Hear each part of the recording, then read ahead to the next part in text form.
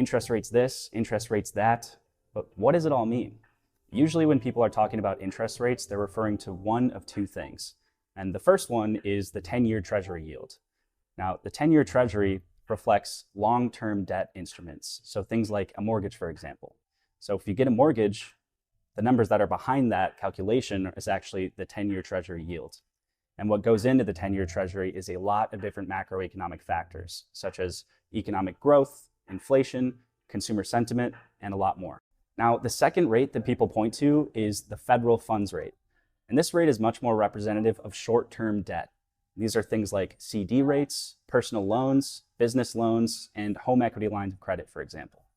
So if you're thinking of long-term debt, that is reflected in the 10-year Treasury yield, and short-term debt is reflected in the federal funds rate.